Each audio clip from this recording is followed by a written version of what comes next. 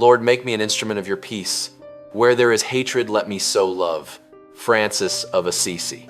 A small human standing amidst the vast world, not seeking personal glory, but only wishing to be a bridge connecting distant shores. Desiring to dissolve into the flow of goodness, like a raindrop silently seeping into parched soil, without fanfare, but nurturing green sprouts. Instrument of peace evokes the sense of a musical instrument in the hands of a masterful artist, where each note emerges not from itself, but from the loving hands guiding it. Here, the person willingly becomes transparent, allowing the light of compassion to shine through and radiate. When mentioning where there is hatred, we envision the dark corners of the soul, paths covered in dust of anger and prejudice, and amid that scene, the plea to sow love is like open arms. Like a patient farmer scattering seeds onto rocky ground, believing that one day flowers will bloom. Instead of confronting with resentment, we choose to respond with forgiveness. Instead of letting darkness define us, we become a small flame warming the shared space. It is this voluntary commitment that creates the noble beauty of humanity, for in desiring to bring peace to others, we simultaneously find peace within ourselves, like a calm lake reflecting a clear sky after a storm. God has given us the gift of life.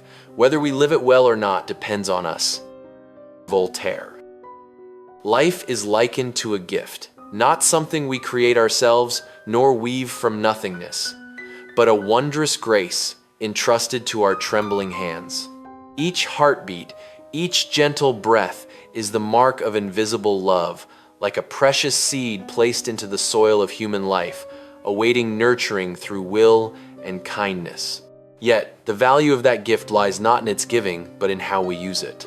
Life does not automatically become beautiful. It is like a garden. If neglected, it fills with weeds, but if patiently cultivated, it bursts into vibrant flowers. Whether we live it well or not depends on us.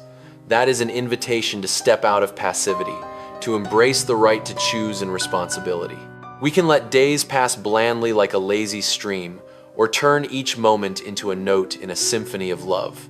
Even if life brings storms, we can still choose to stand firm, choose forgiveness over resentment, hope over despair. When we understand that life is a gift, we cherish it. When we understand that how we live is up to us, we strive. And in that combination of grace and freedom, humanity finds the true meaning of life, living not just to exist, but to shine like a small but steadfast candle, contributing to warm a vast space. The beginning is the most important part of the work. Plato. A small pebble, but when dropped into the contemplative lake, it creates endless ripples. The beginning is like the first stroke on a blank page. Just one line of ink can shape the entire picture. It is the foundation brick for the future house. If placed askew, the whole structure wobbles, but if set solidly, each higher level is supported with confidence. In any journey, learning, working, or loving, the starting moment always holds the power of a seed. That seed is tiny, lying dormant in the soil, but from it, the tree grows tall to greet the sun. A proper beginning not only builds momentum for success, but also ignites inspiration within us, like the opening drum beat that harmonizes the entire orchestra. If we start with thorough preparation, positive spirit, and steadfast faith, the work will carry the breath of determination from the very first steps. The importance of the starting point, and it invites us to cherish each moment of departure. Do not take the first moment lightly, for within it lies the direction of the entire long path. When we know to nurture the beginning, we are sowing a healthy seed into the future. And from that seed, the fruit will bloom, not by luck, but thanks to the foundation laid with awareness and determination. The world is my homeland, all humanity is my brethren, and doing good is my religion. Thomas Paine. A vast horizon where national borders dissolve into the skyline and human hearts become a shared home without walls. Their homeland is no longer confined to a familiar piece of land, but stretches from deep green forests to immense oceans. Every sky, every way of life is part of our being. This thought is like a bird soaring beyond the narrow cage of prejudice, flying into the space of solidarity and tolerance. When affirming all humanity is my brethren, the speaker has woven a tapestry of compassion, where every person, regardless of skin color, language, or belief, shares the same pulse of the desire to live and love. We envision hands linking across borders, like bridges spanning dividing rivers, turning strangers into kin. In that gaze, the pain of others is no longer an external story, but a quiet call within our own conscience. And most noble of all is the declaration, "Doing good is my religion." This is not a rigid dogma, but a warm flame ignited in every small action. Doing good becomes a living faith, expressed through empathetic smiles, sincere words, hands ready to support. If the world is the roof and humanity the family, then kindness is the common language, the light guiding through dark days. Each person can become a citizen of love. When we choose to live this way, the world is no longer a strange place, but a shared garden we cultivate together. And in that garden, seeds of goodness will bloom into enduring hope for humanity. Life is not about finding yourself. Life is about creating yourself. George Bernard Shaw. A strong wind blowing away the familiar fog of doubts. For so long, we have thought life is a journey to find a version already existing somewhere deep in the soul, like a traveler tirelessly searching for buried treasure. But this affirmation opens a different vista. The self is not a fixed object to discover, but a vibrant work awaiting sculpture. If finding evokes images of pursuit and vagueness, then creating is active, full of responsibility and creativity. We do not just follow traces, but take up the chisel of will, the hammer of determination, to carve ourselves day by day. Life then becomes a vast creative workshop where each choice is a stroke, each failure a deep hue, and each hope the light highlighting the whole canvas. We are not bound by the past or predefined notions. We can learn, change, grow, turn stumbles into launches, mistakes into valuable lessons. Like a patient builder laying each brick, we build character through kind actions, perseverance in challenges. Understood this way, life is no longer a weary quest for answers, but an inspiring process of ceaseless creation. Each morning awakening is a new opportunity to add a beautiful line to ourselves. And in that flow, we realize the self is not something we wait to find, but something we courageously build each day with faith and aspiration to rise. You cannot choose your family. They are God's gift to you, as you are to them. Desmond Tutu. Family is not a product of rational choice, nor the result of a bargain. They come to us like dawn to the earth, naturally, quietly, and full of grace. In that light, we realize we are not alone, for there are arms waiting to embrace us from the earliest days. Family is likened to a gift, a grace not wrapped in glittering paper, but containing enduring love through the years. Sometimes that gift is not perfect. There may be clashes, misunderstandings, differences that seem hard to reconcile. Yet, it is in that imperfection that we learn lessons of forgiveness, patience, and tolerance. Like a stone polished by flowing water, people mature through challenges within their own home. We are also a gift to them, meaning our presence has value, significance in the lives of loved ones. We do not just receive, but also give, not just be loved, but have the responsibility to love. Each caring word, each sharing gesture is like a small candle lighting the family room, warming through rainy days. We learn to cherish the people beside us, even if they differ in thoughts or personality. Family is not a place of perfection, but the starting point of love. And when we see them as a sacred gift, we will treasure each moment of togetherness, letting family ties become a quiet but enduring strength, supporting us throughout life's journey. Do not judge each day by the harvest you reap, but by the seeds that you plant. Louis Stevenson. Amid the hurried pace of life, where people often measure self-worth by immediate results, we are accustomed to looking at the basket full or empty after a long day, forgetting the field needs time to sprout. Success, like the harvest season, does not come after just one morning or evening. It is quietly nurtured in the soil of small efforts. The seed lies still in darkness, bearing the weight of earth and the trials of weather, but within it is a latent vitality.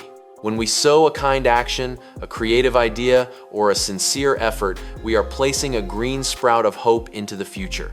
Today we may not yet see flowers bloom, not hear the joyful cheers of the golden season, but that does not mean the labor was in vain. from results to process, from enjoyment to contribution, encouraging us to live with the mindset of a patient planter, believing in the growth laws of goodness. Each passing day does not need to be brilliant with achievements, just filled with seeds of compassion, learning, and growth. When we change how we measure, we also change how we live. We are no longer obsessed with comparisons or immediate pressures, but find joy in each small, meaningful action. And then, one day, when our life field suddenly turns lush green and heavy with grain, we will understand that it was those silent seeds from years ago that created today's brilliant golden season. Do not let your hearts be troubled. Trust in God. Trust also in me. Jesus Christ. When hearts waver before waves of unease. Troubled is not just a fleeting emotion, but a state of a soul lost in direction, like a small boat adrift in a foggy ocean. In that moment, people are easily swept by fear, letting worries weave a dark curtain obscuring the light of hope. But the gentle command, "Do not let your hearts be troubled," is not a denial of suffering, but an invitation to rise above it. Trust here is like dropping anchor amid storms, an act of entrusting our unease to a steadier hand than our own. Behind all life's fluctuations, there is an invisible source of strength supporting us. And when those words continue with "trust also in me," faith becomes intimate, personal, like an empathetic gaze looking straight into human worries. This dialogue ignites a flame of peace within us. Faith does not make challenges disappear, but transforms how we face them. Instead of trembling before the future, we learn to walk with inner serenity, like a traveler knowing they are not alone. Those words sow steadfastness in our souls. Amid so many changes, we can still maintain a center of calm. And from that point of stillness, we regain courage to continue the journey, believing that after the storm, the sky will clear again and the heart will find peace. Instead of worrying about what you cannot control, shift your energy to what you can create. Roy T. Bennett. People often expend so much mental energy on events beyond reach, the weather of life, others' decisions, turns not yet arrived. Worry then is like a windmill spinning wildly in the mind, creating noise without producing any flower for the future. Instead of standing, gazing at dark clouds and trembling, we can sow a seed, write a page, learn a new skill, offer a kind word. Shift your energy is not just changing thoughts, but redirecting inner vitality, like a river channeled into a parched field to make it bloom. The things we can create, however small, bear the mark of initiative and hope. We are not entirely powerless in this vast world. The difference lies in focus, from fear to action, from unease to creation. When we pour our minds into building, worry gradually loses its footing, like shadows retreating when a lamp is lit. We are no longer victims of circumstances, but artisans diligently constructing our own lives. And in each small step, we find profound joy. The joy of knowing we cannot control everything, but can always choose how to respond and the values we want to create. We will live lighter, yet stronger. For when energy is given to the positive and feasible, life is no longer a series of struggles, but a meaningful journey of creation full of significance and hope. What we achieve inwardly will change outer reality. People often tirelessly seek ways to adjust circumstances, shift situations, change others, forgetting that the root of all lasting change lies in the inner world. Within us is a silent universe, where thoughts are conceived, beliefs formed, and attitudes chosen. It is there that decides the color of the reality we see. When we nurture peace, the world quiets its noise. When we learn forgiveness, relationships gradually heal. When we cultivate confidence and perseverance, challenges no longer block the path but become steps to climb. Inner change is like an underground stream, quietly flowing beneath the earth. No one sees it immediately, but it greens the entire field. Outer reality, therefore, is not just a collection of objective circumstances, but a mirror reflecting the state of the soul. Achieving something inwardly is not possessing material things, but conquering oneself, mastering emotions, expanding awareness, maturing in character. It is a silent victory, but with spreading power. When the mind is clear, we make wiser decisions. When the heart is open, we build more genuine connections. And each choice gradually weaves a new reality, a reality illuminated by inner strength. We are no longer overly dependent on external fluctuations. We return to tend the garden of the soul, sowing seeds of gratitude, discipline, and hope. Then one day, looking back, we will realize the world around us has changed, not because the wind shifted, but because we have changed from within.